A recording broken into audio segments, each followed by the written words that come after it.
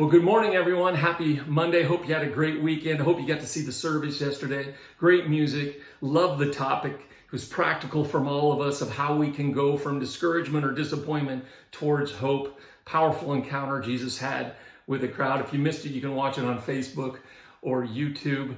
But today, as we start the week, conditions of modern day living are fascinating.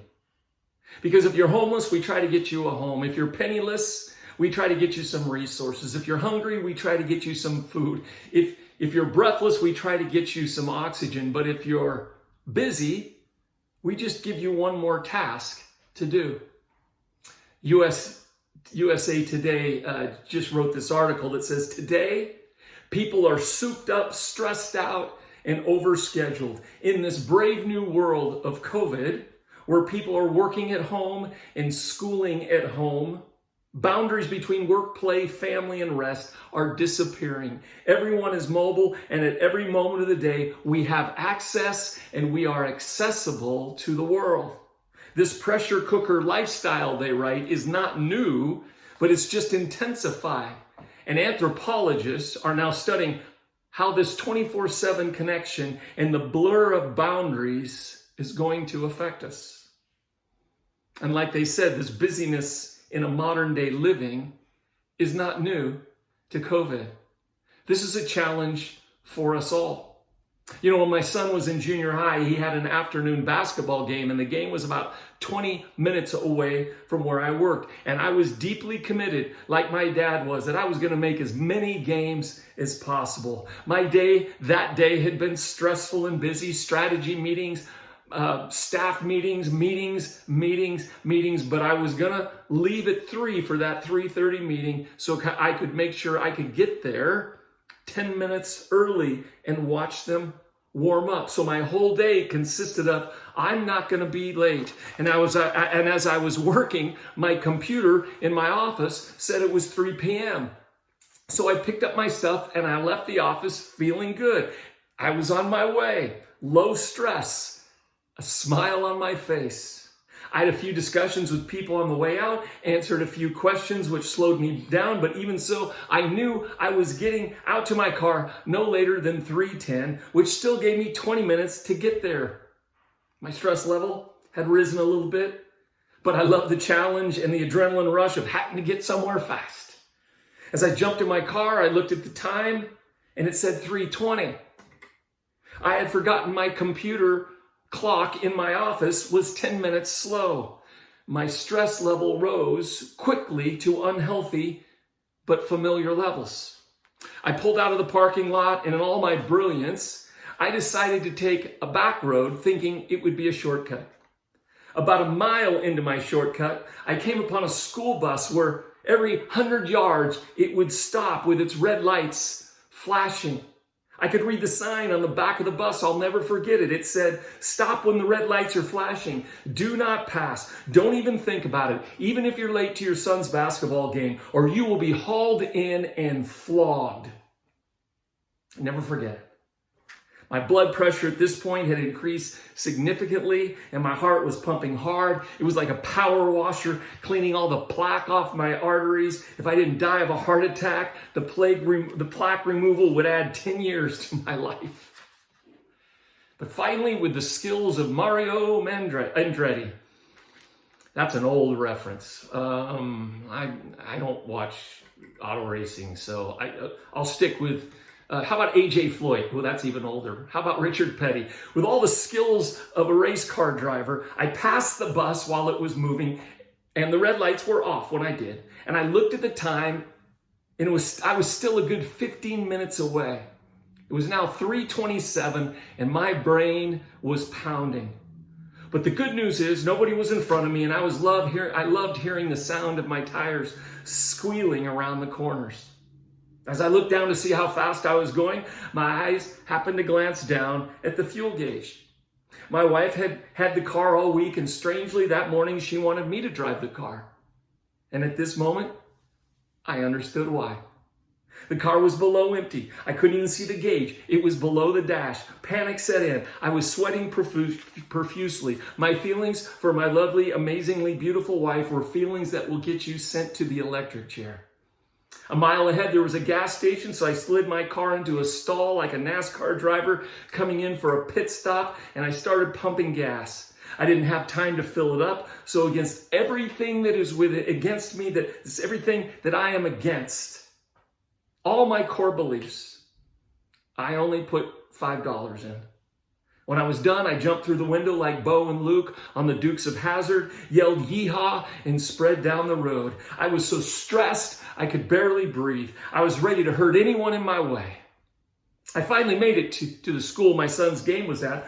I pulled in a little too quickly into the parking lot, ignoring the numerous drive slow school zone signs. And then my peripheral vision took me to the school sign, and I realized I was at the wrong school. I passed away right there. It was over. I was 20 minutes late. I was at the wrong school. And then a nice young man who was walking past my car, he was probably in 7th or 8th grade. And unfortunately for him, he made eye contact with me and he looked a little scared. And I rolled down my window, and with all the elegance I could muster up, I yelled, "Hey buddy, you are going to tell me where Marina Village Junior High School is." And as the poor man was backing away from my car, wondering where I had escaped from, he just pointed north. I took off saying thank you, but my window was already up and I was already 100 yards away. I finally pulled into the right school, jumped out of my car, ran to the gym, burst through the doors, and while I told the parent club mom who was selling candy bars to put a cork in it, I looked across the gym, and there's my son's team. They were warming up. The game hadn't even started yet. Apparently, everyone was running late that day.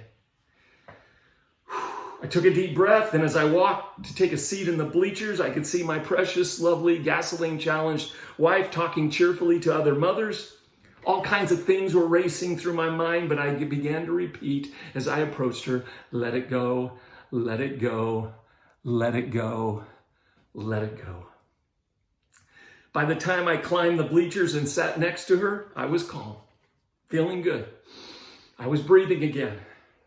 And then she asked me, "Hey, sweetie, what did you do today?"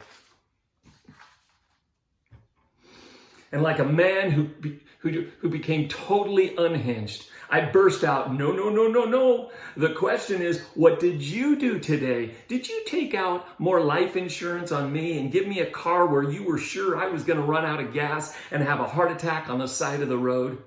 Why are you trying to kill me? What did I ever do to you? What did I do to deserve this?" All the parents around us slowly started moving away. And here's the point of all this. I don't remember my son's game that day. I only remember the high level of stress I was living on. I remember I behaved embarrassingly. I was tired, frustrated. I realized that day that I was living a marginless life. No space around the margins. And because of marginless living, I was losing the war on stress, losing my joy, losing the ability to be present in the most important moments of life. And my marginless living was sacrificing relationships and ultimately my relationship and my ability to hear from God. Proverbs 21:5 says, "Careful planning puts you ahead in the long run. Hurry and scurry puts you further behind." And that day, about 15 years ago, I needed a new game plan. And I put together a new game plan. I'm not going to tell you how it went, but it's gone pretty well over the last 15 years. I guess I will tell you how it went. I'm just not going to tell you. I made three choices after that experience. And if you read my blog tomorrow, I'll go into the details of those three choices that has liberated me. Now, I haven't done it perfectly. In fact, about 5 years ago, I ignored those 3 steps and almost burnt out, or actually did burn out. But overall, it has sustained me. I have carefully plan. We must, in this crazy, busy world, carefully plan our lives, because hurry and scurry puts you further behind. So tomorrow when you read my blog, whether you read it on Instagram or Facebook, I've written out this crazy story I just told you about, but at the end, I talk about 3 steps for a new game plan to live life with boundaries, to experience peace, to lower the stress in this 24/7 connected world. Have a great, great week. Wednesday is Worship Wednesday. I can't wait for this upcoming Sunday service where it's Mother's Day. I'm wearing the World Vision 6K walk run. It's less than 3 weeks. Go to our website, sign up. It's going to be a party. We're going to celebrate, as Ginger shared on Sunday. We're saving kids' life. Go and sign up. You get the shirt. You run for a kid. It's going to be a great time, May 22nd. But make sure you read my blog tomorrow.